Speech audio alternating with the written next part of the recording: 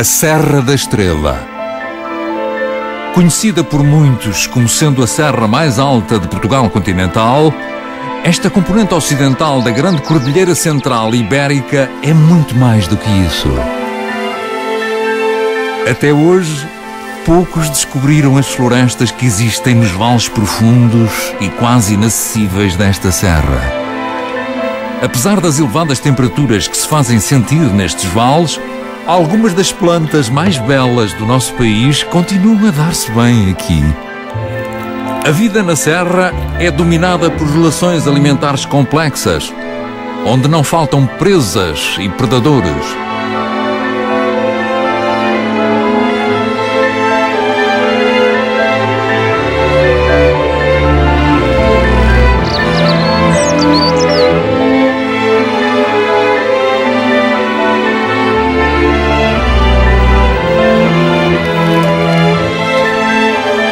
Os seres que habitam a serra encontraram formas de resistir ao rigor que marca certas alturas do ano. A passagem dos meses é marcada pelo ciclo intemporal das estações do ano. Todos os anos, a serra exibe um espetáculo de uma beleza única. O da neve, que graciosamente cobre as manchas de floresta que ainda restam.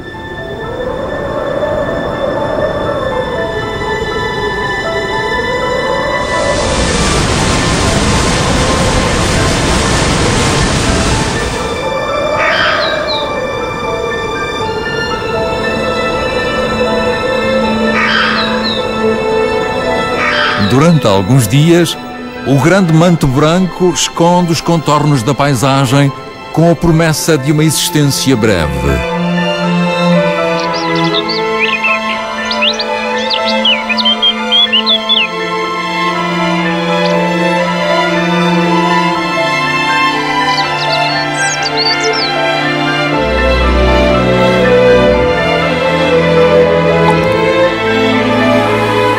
A neve transforma-se agora numa verdadeira dádiva. A água que vai escorrer para os maiores rios do centro de Portugal e encher de vida incontáveis habitats, desde aqui até ao Oceano Atlântico.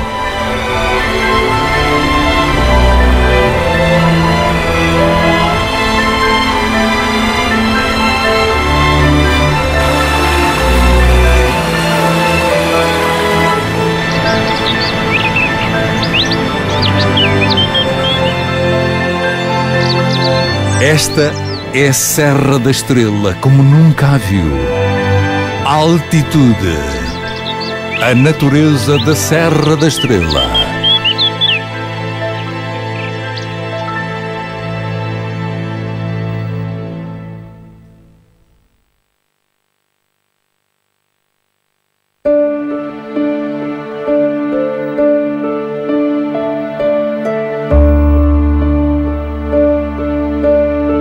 A serra alberga a maior área protegida do país, com mais de 80 mil hectares. O Parque Natural da Serra da Estrela foi criado em 1976. O Estatuto de Proteção reconhece o papel da presença humana na transformação da paisagem da serra, uma interação que dura há milhares de anos. A construção em granito, característica de muitas das aldeias da serra, é um bom exemplo da estreita relação que o homem estabeleceu com a geologia do seu ambiente. Não se trata apenas de uma prova do engenho humano, mas também de uma lembrança do tempo em que a sustentabilidade não era uma escolha, mas sim um modo de vida. Existem aqui vestígios da presença humana desde tempos imemoriais. E muitas são as lendas que foram ficando ao longo da história. Diz-se, por exemplo, que foi aqui que nasceu Viriato, uma figura incontornável da história popular portuguesa.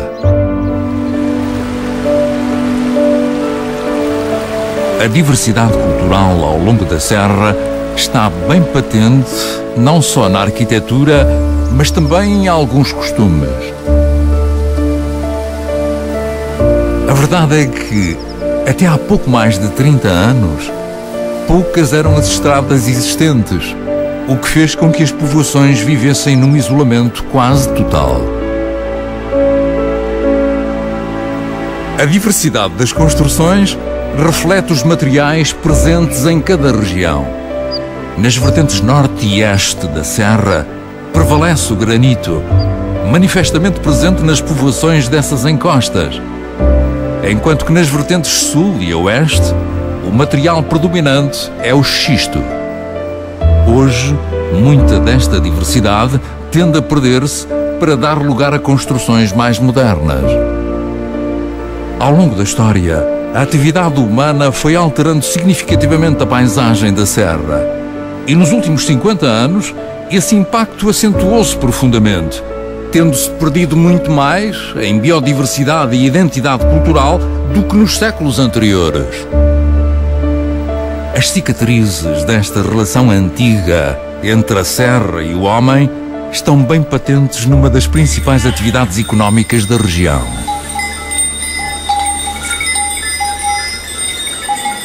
Joaquim tem cerca de 80 animais, entre cabras e ovelhas. Vive numa pequena aldeia do distrito da Guarda com 400 habitantes. Ele aprendeu com o pai a vida de pastor e nunca teve outra profissão. Houve tempos em que vendia à lã das ovelhas, mas atualmente vende apenas os cabritos e os borregos, que continuam a ter bastante procura. Apesar de ainda haver um grande número de pastores na região, o futuro desta atividade é incerto.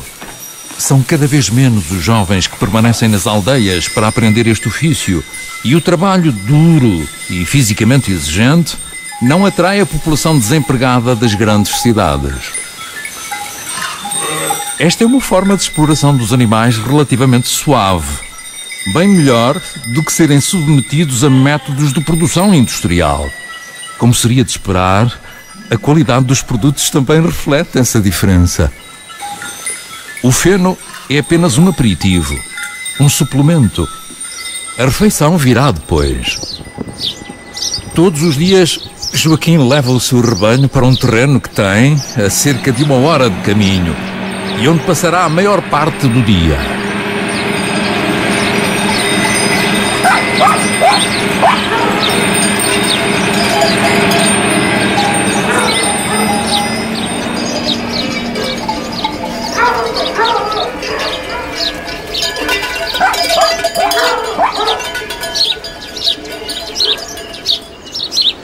Há muito que foi derrubada a floresta que existia aqui, justamente para dar lugar ao aproveitamento das terras por parte das populações que se instalaram nesta zona.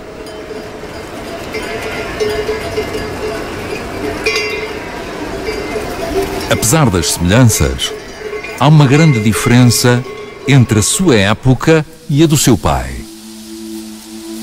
O resultado da transformação da paisagem foi o desaparecimento de grandes áreas de floresta, absolutamente essenciais para a sobrevivência de muitas espécies, que se extinguiram localmente, como as grandes águias, os grifos ou os veados que outrora habitavam esta serra.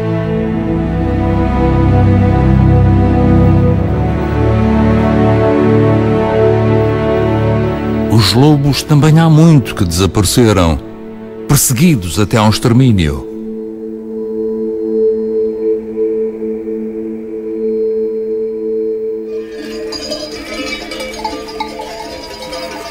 Joaquim recorda-se bem destes animais, que de vez em quando lhe levavam uma ou outra ovelha, causando prejuízos nem sempre fáceis de aceitar. Ainda assim, quando lhe perguntam se está contente por já não existirem lobos, Joaquim responde que não se ganhou muito com o seu desaparecimento, porque os habitantes da serra passaram a ter outro problema. Desde que o único grande predador foi extinto, o número de javalis tem aumentado consideravelmente. Este descontrolo tem causado prejuízos avultados nas culturas agrícolas, uma atividade económica importante para muitas famílias que vivem na serra. O seu apetite voraz e a elevada taxa de reprodução fizeram com que a espécie tenha proliferado por todos os habitats da serra. As autoridades que gerem o Parque Natural afirmam não ter meios para controlar as populações de javalis, vendo-se obrigadas a ensaiar alternativas para resolver este problema e a seguir uma estratégia de abate regular de javalis. É frequente haver consequências inesperadas e negativas quando se interfere de forma tão profunda no ecossistema, e a extinção de uma espécie tem sempre implicações dramáticas.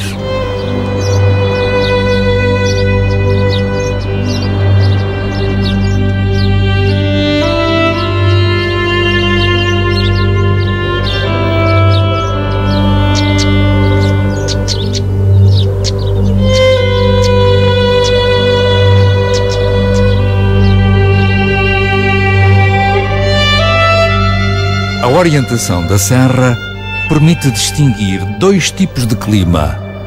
A vertente sul, com maior exposição solar, é dominada pelo clima mediterrâneo e tem uma flora característica dessa região. A vertente noroeste, com menos horas de exposição solar e uma temperatura inferior, é influenciada pelo clima atlântico.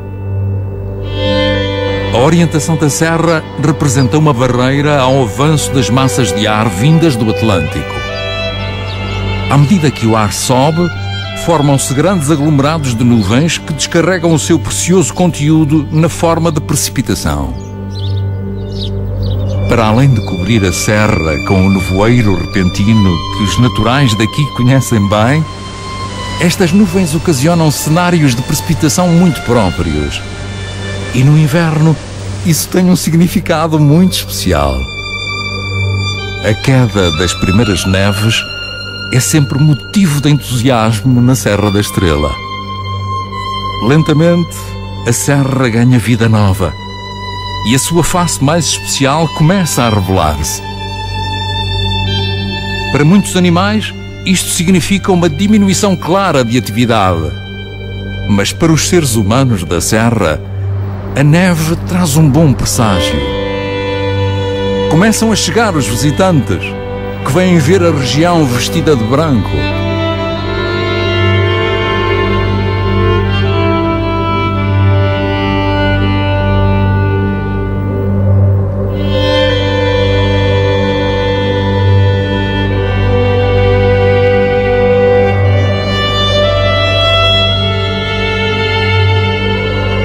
A neve impõe uma serenidade solene à serra, mais evidente nas áreas acima dos 1400 metros. Aqui o frio é avassalador e toda a fauna e flora da serra vivem num estado de dormência.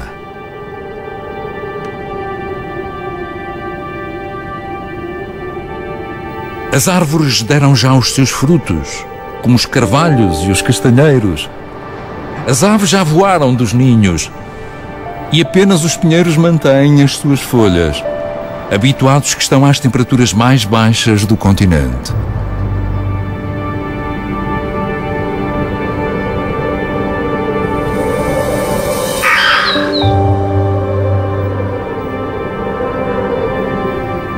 A neve e o gelo são os grandes agentes transformadores da paisagem. E nas últimas eras glaciares moldaram os vales mais impressionantes da Serra da Estrela. Hoje têm um efeito menos marcante, mas não menos importante. As neves que permanecem no cume da serra atuam como uma grande reserva de água que será preciosa muito em breve. O inverno acabará, mas antes disso, ainda irá testar a capacidade de muitos dos habitantes da Serra da Estrela.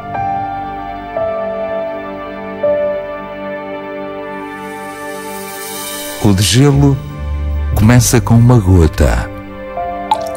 No final do inverno, a temperatura aumenta e as camadas de neve compactada vão começando a ceder gradualmente. O gelo começa a derreter e a serra liberta as enormes reservas de água cristalina que acumulou durante meses.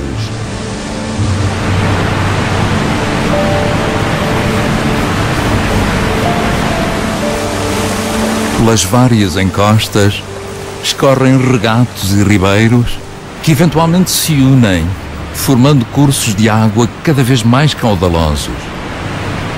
Pelo caminho vão desgastando as rochas e transportando sedimentos e minerais que estavam retidos nestes granitos há milhões de anos.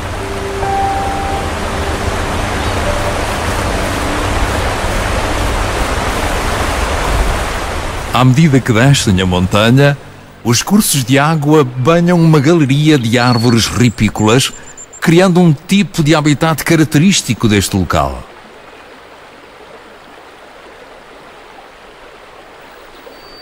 Em breve os animais irão mostrar as suas cores, anunciando que estão prontos para a mudança de estação, ansiosos pela abundância que se avizinha.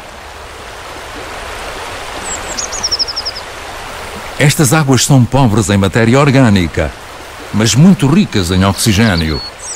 E é por isso que muitos insetos escolhem pôr aqui os seus ovos. E as larvas recém-nascidas servem de alimento às aves insetívoras. A água abre caminhos sinuosos que ficam muitas vezes afastados do olhar humano, criando recantos inigualáveis para se construir uma vida e estabelecer um território. Este é o melro d'água. O melro d'água é um especialista a mergulhar. As suas asas estão adaptadas a isso. Raramente voa a mais de umas dezenas de metros de cada vez. Ele vive, reproduz-se e alimenta-se aqui. O rio é a sua casa. Os olhos estão perfeitamente adaptados para ver debaixo d'água. E as suas penas oleosas são totalmente impermeáveis, permitindo-lhe permanecer seco enquanto procura alimento. O melro d'água não é o único passeriforme que procura alimentar-se das larvas que estão escondidas debaixo dos seixos do rio, mas é o único que consegue mergulhar para as capturar, e isso faz dele o mestre dos rápidos. As pequenas larvas de inseto são uma excelente fonte de proteínas e por isso constituem um alimento muito valioso para os animais que em breve irão submeter-se aos esforços da época da reprodução. Para o melro d'água, o mais importante é assegurar um bom território de caça, porque tudo dependerá disso. Tanto a fêmea como o macho irão agora cumprir os rituais que a estação impõe e manter-se-ão ocupados durante os próximos meses, até ao momento em que as futuras crias saiam do ninho.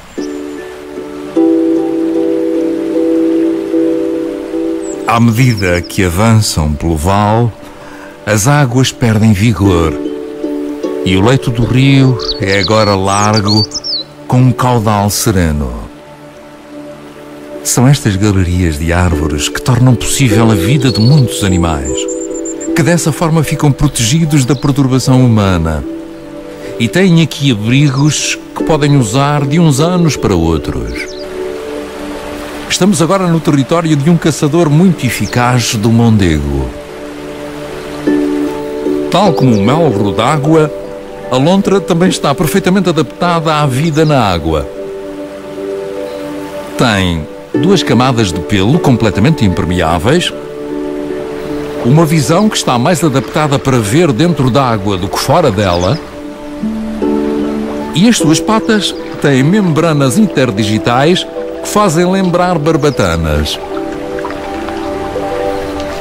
Aqui o seu número tende a estabilizar. Parece que conseguiram atingir um equilíbrio com as populações rurais.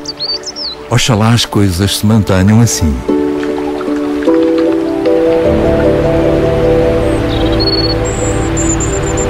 A Serra é o berço de 3 importantes rios portugueses.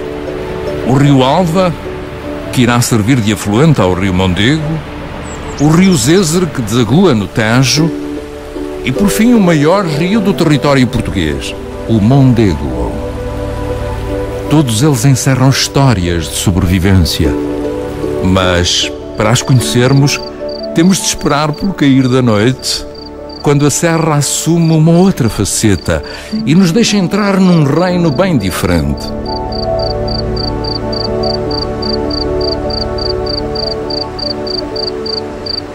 É nesta altura que a maioria dos anfíbios se deixa ver. Os tritões começam a abandonar os esconderijos onde passaram o dia. Os machos apressam-se a ocupar os locais de reprodução. Procuram chamar a atenção das fêmeas, garantindo um bom local para se reproduzirem, junto da água, mas têm de o fazer em silêncio, para não atraírem atenções indesejadas. Eventualmente, os mais audazes arriscam avançar em busca de uma parceira. Há um outro anfíbio na serra, que é o habitante mais comum dos musgos que crescem próximo das águas mais cristalinas. A salamandra lusitânica é endémica do noroeste da Península Ibérica e a serra representa o limite meridional da sua distribuição.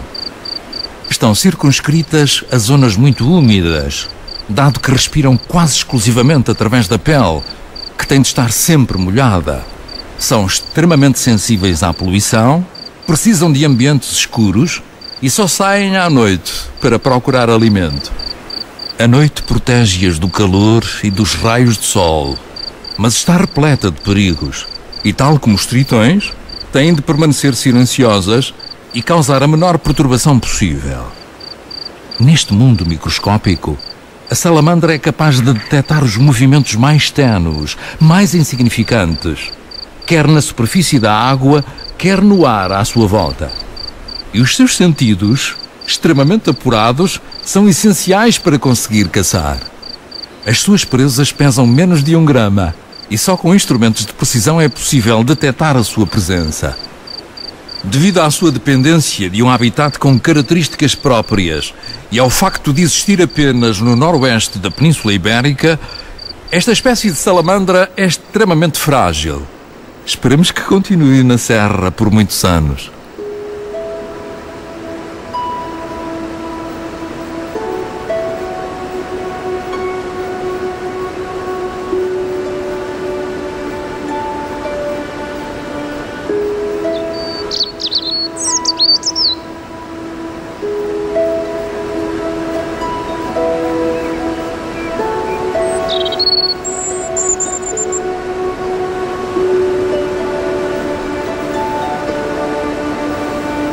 A paisagem é pintada com as cores da aurora e nas silhuetas de granito começam a aparecer os habitantes da Serra da Estrela, com um novo fogo, prontos para a estação que se aproxima. Este é um búteo vespeiro, uma ave de rapina extremamente rara nesta altura do ano. Vem a Portugal só para nidificar no verão e a sua chegada anuncia que está para breve o aumento da temperatura. Os pinhais acima dos 1400 metros sacudiram a neve que os cobria e voltam a deixar entrar os raios de sol. A vegetação que esteve soterrada pela neve voltará agora a estar liberta e acessível aos animais da floresta. As camadas inferiores de neve que cobriam os arbustos são as últimas a derreter e vão finalmente libertar as suas folhas e raízes. Começamos a ver, no topo do Planalto Central, as flores pioneiras que surgem mal o sol aparece. E a água que escorre é a dos últimos cristais de gelo deste inverno. Estamos acima dos 1900 metros e só agora, em inícios de abril, é que estes musgos podem respirar livres da pressão sufocante do gelo. Estes arbustos mantiveram-se num estado adormecido. As folhas não congelaram, nem as raízes secaram. Estão hoje como estavam no dia em que os primeiros cristais de neve pousaram na serra.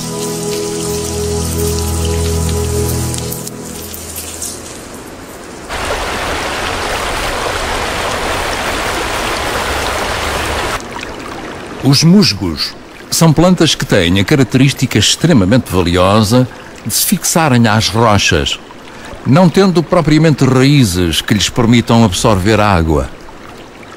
A absorção é feita pelas partes verdes da planta, dependendo assim da água que se acumula à superfície e da umidade atmosférica. A sua reprodução é feita através da água que escorre e que transporta as células sexuais de uns indivíduos para outros, permitindo a manutenção da diversidade genética das populações.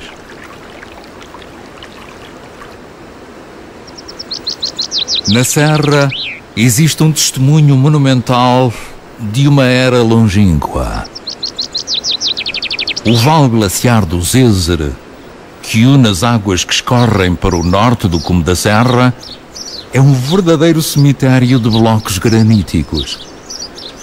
Há cerca de 30 mil anos, havia neste vale um enorme glaciar de milhões de toneladas de gelo com 13 quilómetros de comprimento. Os glaciares são as forças erosivas mais poderosas do planeta, que arrastam enormes blocos de granito como os que podemos encontrar em toda a encosta norte da Serra da Estrela. Estes aglomerados estão distribuídos um pouco por todo o lado. Hoje fazem parte da paisagem e são reconhecidos quase individualmente. Devido ao seu enorme peso, têm servido de poleiro, de abrigo e de referência para animais e pessoas ao longo de milénios, adquirindo muitas vezes uma identidade especial. Muitas destas rochas têm nomes transmitidos de geração em geração, como no caso da Cabeça da Velha, pelo aspecto antropomórfico que apresenta. O cuco canoro é mais um visitante primaveril dos cumes da Serra. Geralmente os cucos evitam as zonas de maior altitude, mas este parece estar decidido a permanecer aqui nesta primavera. Os cucos procuram sobretudo lagartas para se alimentarem. E este parece estar a dar-se bem aqui. Ficará no máximo até julho, migrando depois para outras regiões do continente europeu.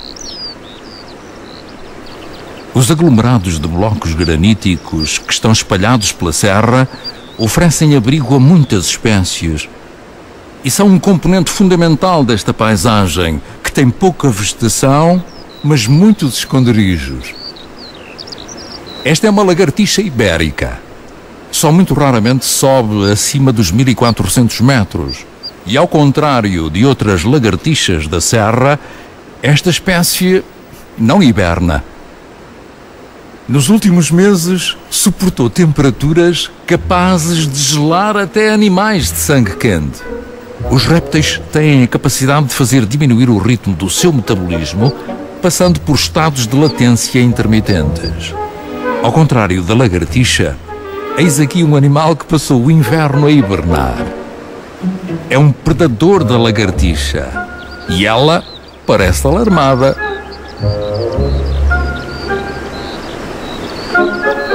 É uma cobra de escada e está cheia de fome. Apesar de ser uma cobra pequena, a lagartixa não está livre de perigo. A cobra de escada é um predador de emboscada e muito dificilmente conseguirá surpreender a lagartixa, que parece estar sempre um passo à sua frente.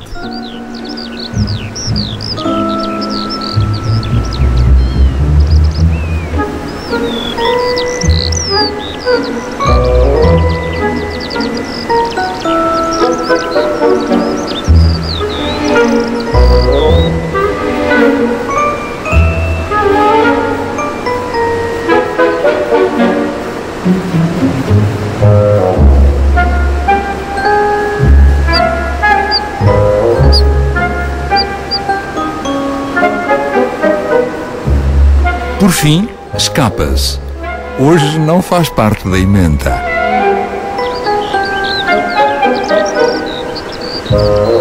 A cobra de escada é uma das mais belas cobras da nossa fauna e deve o seu nome às duas linhas negras que percorrem o dorso e que estão ligadas por linhas transversais. O conjunto faz lembrar uma escada.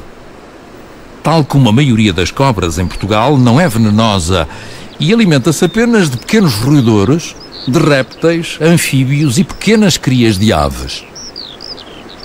Apesar de serem predadores temíveis, as cobras são um elemento habitual na dieta de muitas águias e mamíferos, e sendo assim, têm de estar sempre alerta.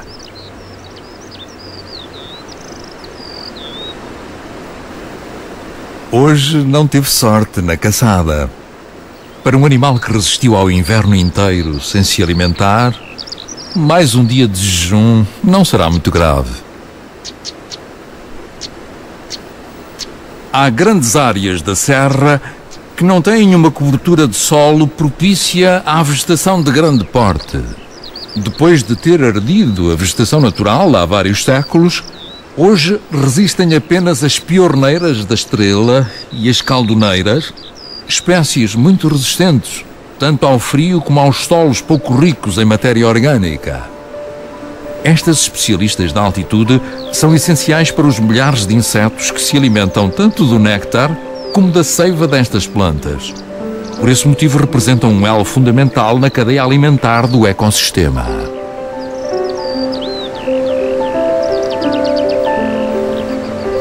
As borboletas são agentes polinizadores essenciais. Tal como as abelhas transportam o pólen de umas flores para as outras. O seu papel é determinante na reprodução das plantas de que se alimentam. Estas pequenas interações passam muitas vezes despercebidas ao ser humano, mas são de facto as mais importantes em qualquer ecossistema. Sem elas, a vida vegetal morreria e seria impossível suportar os elos seguintes da teia alimentar. Agora, em plena primavera, milhares de insetos estão a depositar os seus ovos, sobretudo junto aos cursos de água, para eclodirem em grande número no início do verão.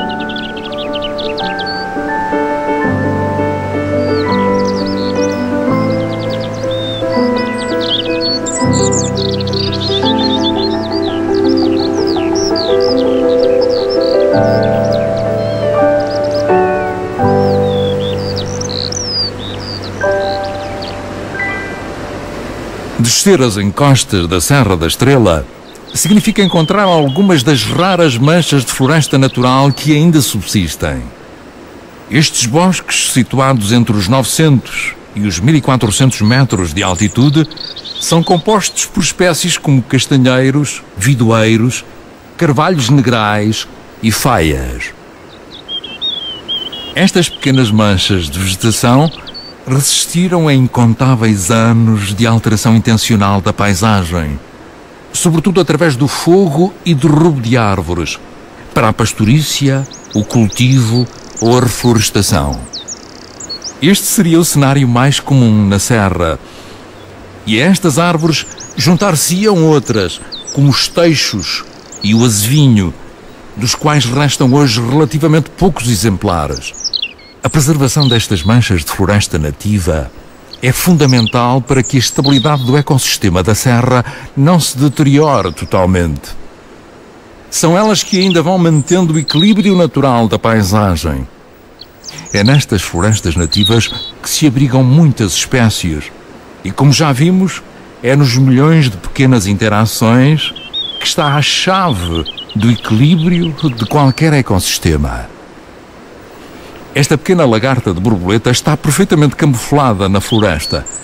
E bem precisa, pois os perigos que enfrenta são tantos como as aves que a rodeiam. Movimenta-se de modo a não chamar a atenção e não dá um único passo sem uma linha de segurança feita de uma seda que ela própria produz.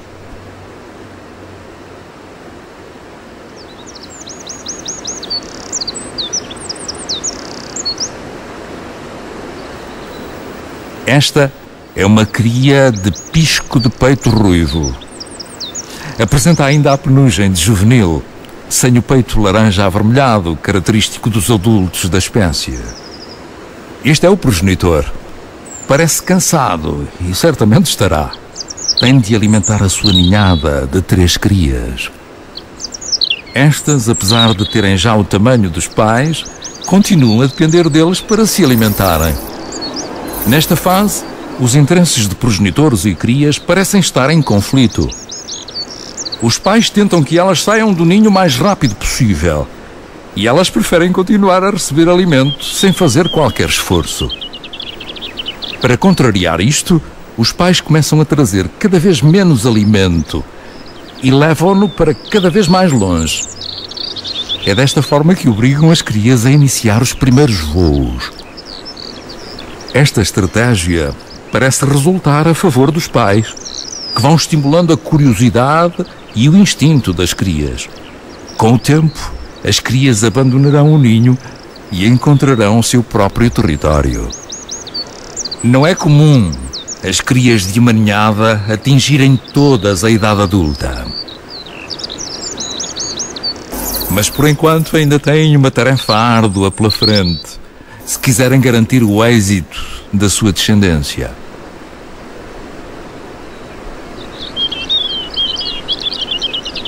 As partes mais recônditas das florestas da Serra encontram-se em bom estado de conservação e permitem até o regresso de algumas espécies que durante alguns séculos não foram avistadas por aqui. É o caso do esquilo vermelho.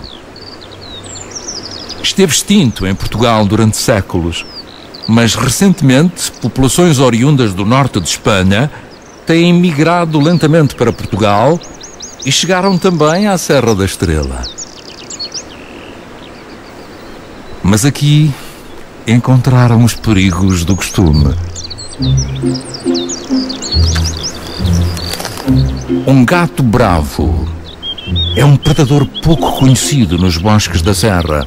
Não é um gato doméstico asilvestrado. É antes uma das duas espécies de felinos selvagens que ocorrem no nosso país, sendo que a outra é o lince ibérico.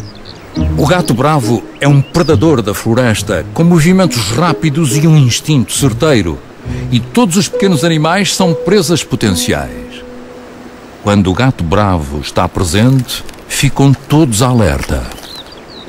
Mais de um quarto do Parque Natural está classificado como área ardida, e a área destinada à exploração florestal representa cerca de 1/5.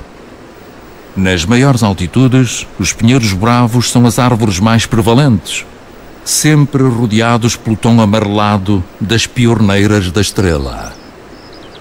Mas à medida que vamos descendo as encostas, observamos pequenas manchas de outras espécies de árvores que proporcionam condições benéficas a vários animais. Os pinhais oferecem abrigo a muitas espécies de pequenas aves que aqui construíram os seus ninhos e que irão permanecer por cá até serem suficientemente fortes para procurar novos territórios. Mas, para que um sistema tenha uma boa base de sustentação, é essencial que a cobertura vegetal inclua o maior número possível de espécies. As diferentes espécies de plantas, fungos e animais que existem num determinado ecossistema desempenham funções que se complementam umas às outras, coisa que não acontece nas monoculturas intensivas. Esta águia de asa redonda construiu o seu ninho num eucalipto, que oferece pouco mais do que um suporte físico.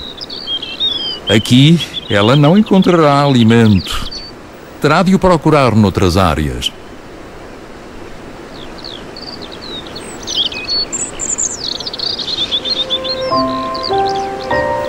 Nesta pequena mancha de floresta nativa, o outono começa a mostrar as suas cores. Lentamente, algumas das árvores vão deixando cair as folhas, cada uma ao seu ritmo. Este é o ciclo dos materiais.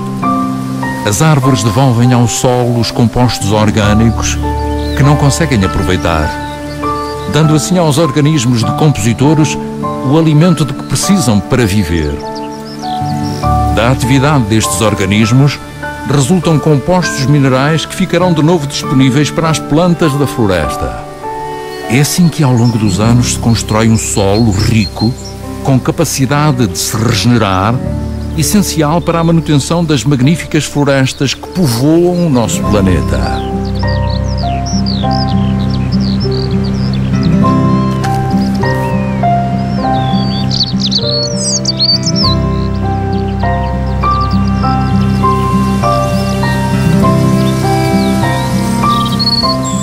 Os frutos, com as suas sementes, caíram no outono e encontram o seu lugar no solo.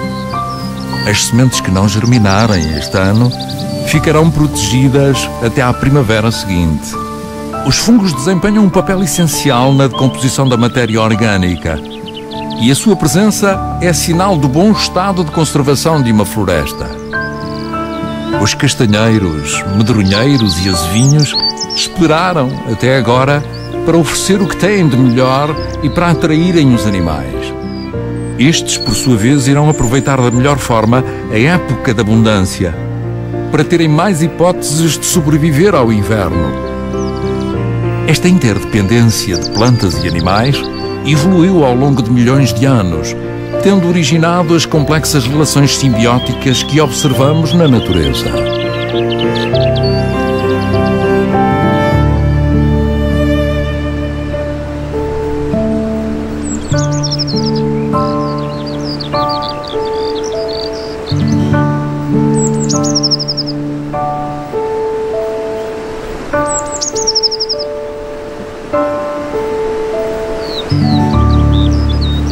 E há uma simbiose que hoje é muito especial na Serra. Os carvalhos estão entre as últimas árvores a dar frutos. As bolotas servem de alimento a dezenas de espécies, como gaios, chapins, javalis e corços. Mas há uma que depende mais do que qualquer outra deste recurso vital.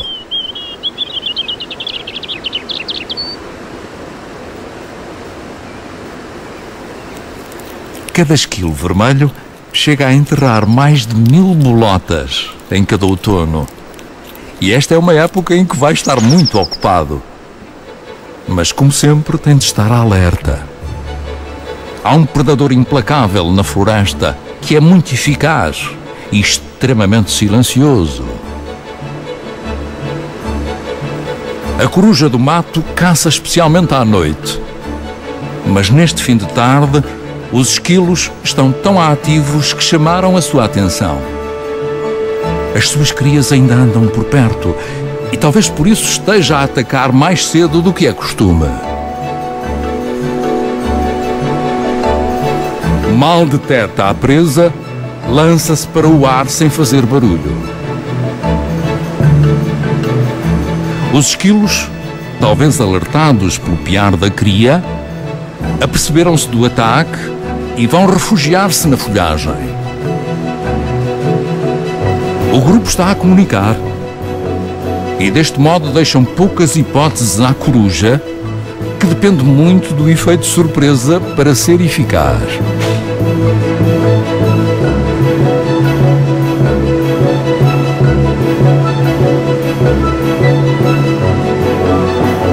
Apesar do esforço, terá mesmo de esperar pelas horas de escuridão para conseguir uma refeição.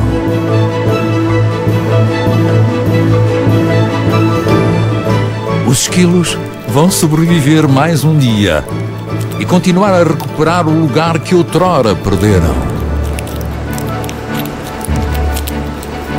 Esperemos que, como eles, outras espécies consigam regressar e retomar o seu papel no cenário fantástico da Serra da Estrela.